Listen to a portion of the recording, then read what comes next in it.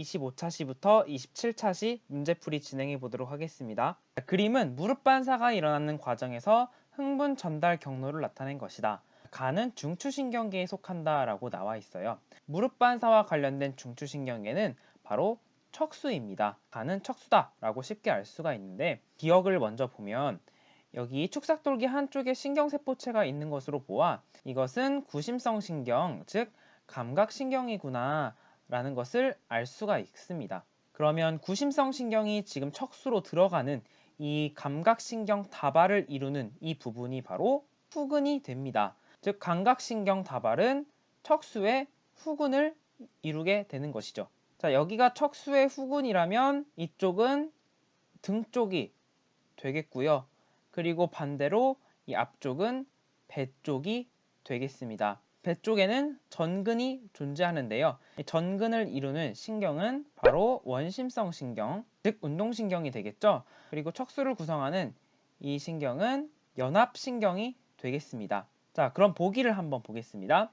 자, 기억은 원심성 신경이다. 구심성 신경이죠. 기억은 틀렸고요. 자, 니은은 가의 후근을 이룬다.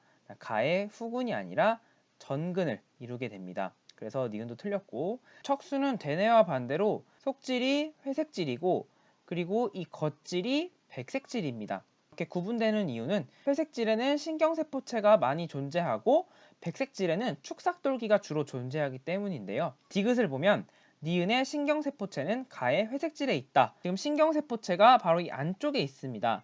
바로 여기가 이제 회색질에 해당이 되겠죠. 디귿은 맞는 보기가 되겠습니다. 척수의 전근과 후근을 이루는 이 신경 외우셔야 하는데요. 잘 안 외워지죠? 운전, 후딱감. 운전을 하면 후딱 빨리 갈 수 있다는 건데요. 자, 운동신경은 전근을 이루고 후근은 감각신경이 이룬다 해서 운전, 후딱감 이렇게 여러분이 알아두시면 좋겠습니다. 정답은 디귿 2번이 되겠습니다. 자, 2번 문제 가겠습니다. 자극에 대한 반응 경로인데요. 그림은 감각기관 A와 B에서 수용된 자극이 중추신경계를 거쳐 반응기관 가다로 전달되는 경로를 나타낸 것이다. 기억신경을 보면 여기 축삭돌기 한쪽 부분에 신경세포체가 있는 걸 알 수가 있죠.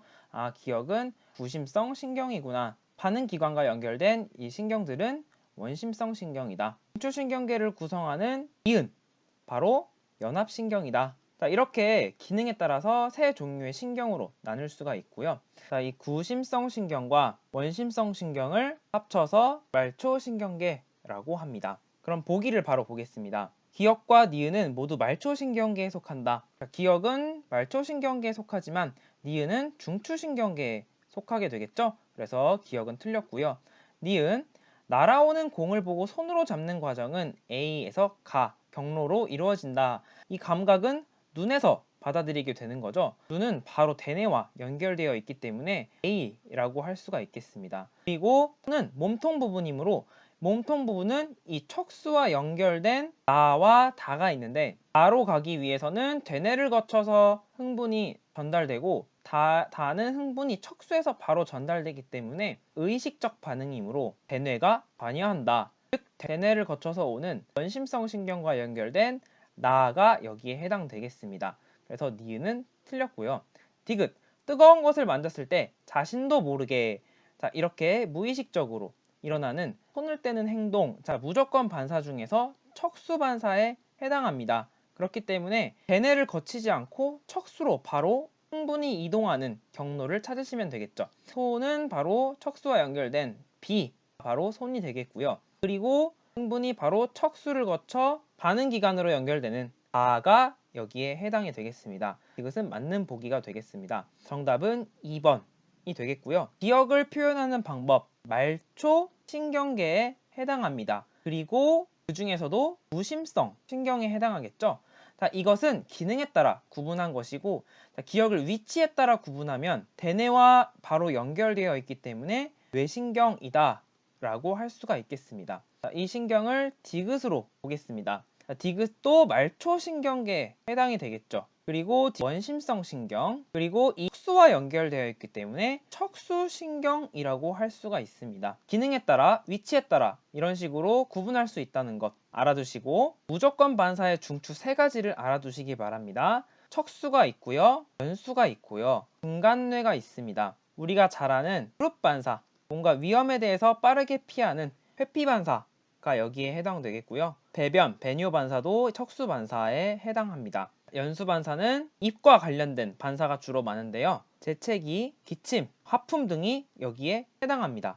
마지막으로 중간뇌는 동공 반사가 여기에 해당하므로 무조건 반사도 여러분이 잘 알아두시기 바랍니다. 자, 다음 문제로 가보겠습니다. 자, 그림은 중추신경계로부터 자율신경을 통해 위와 방광에 연결된 경로를 나타낸 것이다.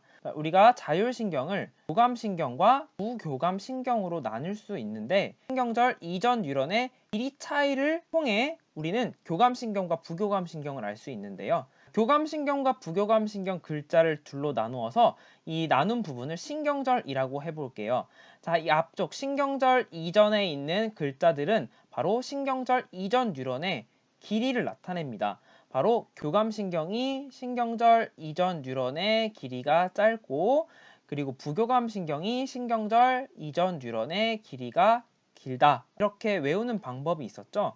자, 이것을 토대로 위와 연결되어 있는 첫 번째가 바로 부교감신경이고, 두 번째가 교감신경이고, 방광과 연결되어 있는 신경이 부교감신경이다 라는 것을 알 수가 있습니다. 보기를 보겠습니다. 적은 말초신경계에 속한다. 말초신경계를 기능에 따라 구심성 신경과 원심성 신경으로 나눌 수 있고, 이 원심성 신경은 주로 대뇌의 지배를 받고 골격근과 연결되어 있는 체성신경과 대뇌 이외의 다른 중추신경의 영향을 받고 심장근, 내장근, 분비샘과 연결되어 있는 자율신경으로 나눌 수 있습니다. 기억은 자율신경에 해당이 되므로 말초신경계에 속한다. 맞는 보기가 되겠습니다. 니은, 기억과 디귿의 말단에서 분비되는 신경 전달 물질은 같다. 자, 칸이 좁음으로 이렇게 약자로 하겠습니다. 기억의 말단에서는 아세틸콜린이 분비되겠고, 자, 디귿의 말단에서는 노르에피네프린이 분비되겠습니다.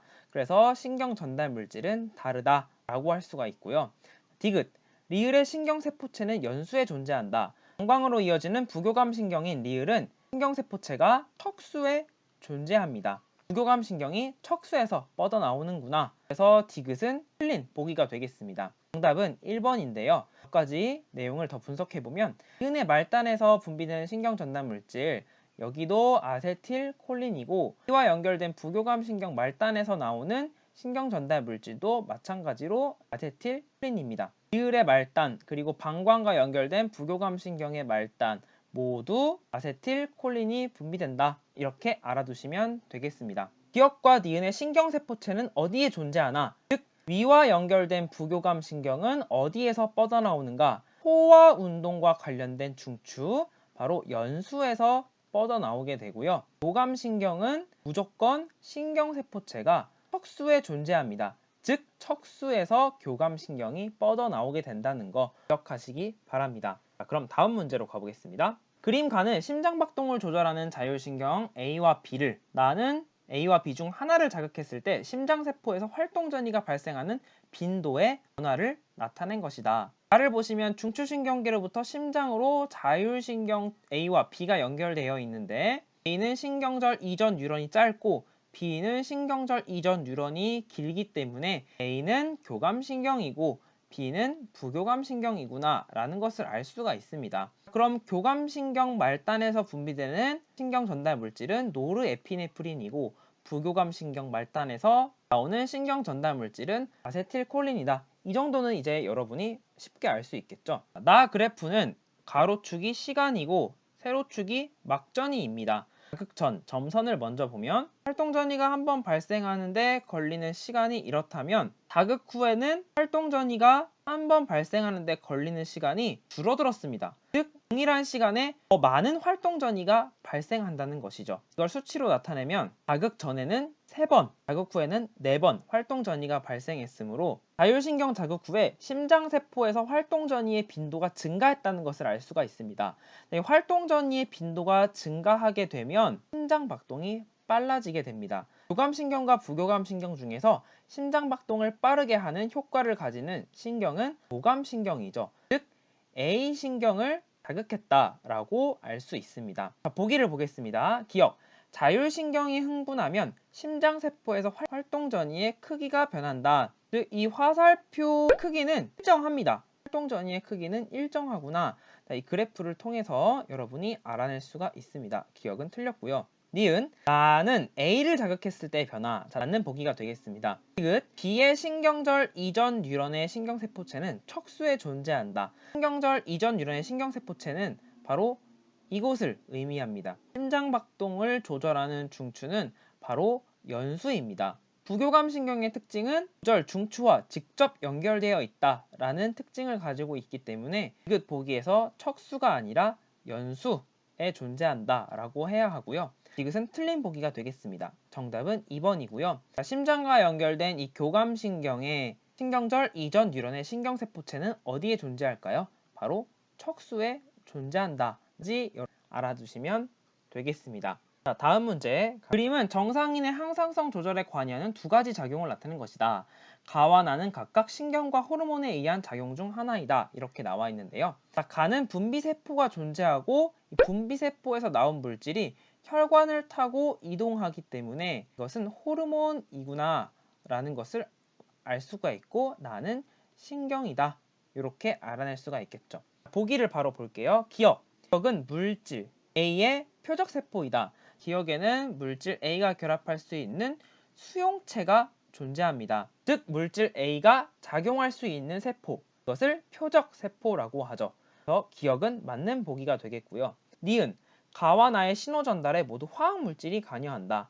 가는 호르몬, 가에서 분비되는 화학물질, 바로 신경 전달 물질이 있기 때문에 자, 니은은 맞는 보기가 되겠습니다. 디귿 항상성 조절 효과는 가보다 나에서 더 오래 지속된다. 신경과 호르몬의 작용을 비교할 때는 효과의 지속성, 전달 속도 이 두 가지를 비교할 수 있는데 효과 지속성은 신경보다 호르몬이 더 오래 지속됩니다. 그 이유는 호르몬은 혈관을 타고 온 몸을 순환하기 때문에 효과가 오래 지속되지만 신경은 신경이 연결되어 있는 부위에서만 신경 전달 물질이 분비되므로 효과 지속성이 짧다. 이렇게 알아두시면 되겠죠.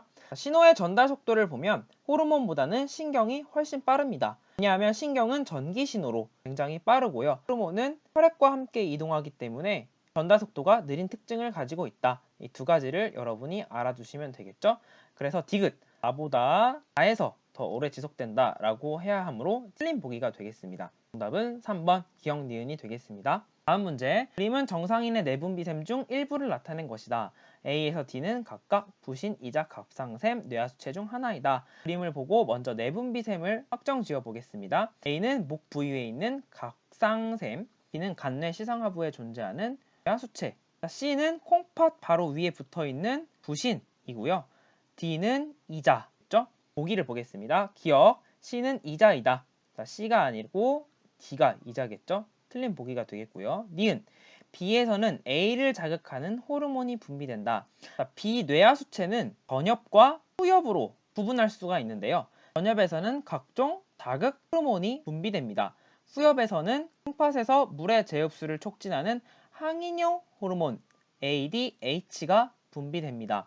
자극 호르몬에는 갑상샘을 자극하는 호르몬도 있고요. 부신 겉질을 자극하는 호르몬 등이 존재하므로 니은은 맞는 보기가 되겠습니다. 디귿 혈당량이 정상 범위보다 높아지면 이에서 인슐린 분비량이 증가한다. 인슐린은 바로 이자의 베타세포에서 분비되죠. 그러므로 디귿은 맞는 보기가 되겠습니다. 자, 이자의 다른 알파세포에서는 혈당량을 높이는 글루카곤이 분비된다. 이렇게 알아두시면 되겠습니다. 자, 나머지 갑상샘과 부신도 살펴보면요. 갑상샘에서 분비되는 티록신은 우리 몸에서 물질 대사를 촉진하는 기능을 하고요. 부신은 겉질과 속질로 구분하여 겉질에서는 혈당을 높이는 당질 코르티코이드가 분비되고 속질에서는 교감신경 자극으로 에피네프린이 분비됩니다. 여기에서 혈당량을 높이는 호르몬을 모두 고르세요. 부신 겉질에서 나오는 당질 코르티코이드, 부신 속질에서 나오는 에피네프린, 그리고 이자의 알파세포에서 나오는 글루카곤을 꼽을 수가 있겠고요. 이 글루카곤은 간에서 글리코젠을 포도당으로 분해해서 혈당을 높이는 기능을 하고, 반대로 인슐린은 간에서 포도당을 글리코젠으로 합성하는 기능을 하기 때문에 두 호르몬이 한 기관에 작용해서 반대되는 효과를 내므로 이 두 호르몬은 양작용을 한다까지 알아두시면 되겠습니다. 정답은 4번 니은 디귿이 되겠습니다. 마지막 문제, 표는 신경계 또는 내분비계 이상 질환을 가진 사람 A에서 C의 질환과 그 질환의 특징을 나타낸 것이다, 이렇게 나와 있어요. 자, 보기를 바로 보겠습니다. 기억, A는 정상인보다 혈중 티록신 농도가 높다. 갑상샘 기능 항진증은 갑상샘이 티록신을 지나치게 많이 분비하여 생기는 질병이므로 기억이 맞는 보기가 되겠고요. 니은, B는 알츠하이머병 환자이다. B의 특징을 보면 골격근 조절이 어려워져 근육이 경직되고 경련을 일으키며 점차 약해진다. 이는 바로 운동신경 파괴입니다. 신경계 질환으로 이 질환의 이름은 바로 위축성 측석경화증, 페릭병이라고 하는 질병입니다. 그래서 보기 니은은 틀린 보기가 되겠고요. 디귿, 기억은 뇌하수체 후엽에서 분비된다. 생장 호르몬은 뇌하수체 후엽에서 분비되는 것이 아니라 뇌하수체 전엽에서 분비되기 때문에 디귿은 틀린 보기가 되겠습니다. 그래서 정답은 1번이고요. 여기에서 A와 C는 내분비계 이상에 관련된 질환이고요. B는 신경계 이상과 관련된 질환입니다. 보기 니은에 나와 있는 알츠하이머병은 신경계 이상 질환으로 대뇌의 기능 저하로 기억장애, 치매 등이 일어나는 것이 특징이다, 알아두시면 되겠습니다. 오늘 강의는 여기서 마치도록 하겠습니다. 구독과 알림 설정, 그리고 복습까지 챙기세요. 지금까지 그레이트 홍쌤이었습니다. 홍빠!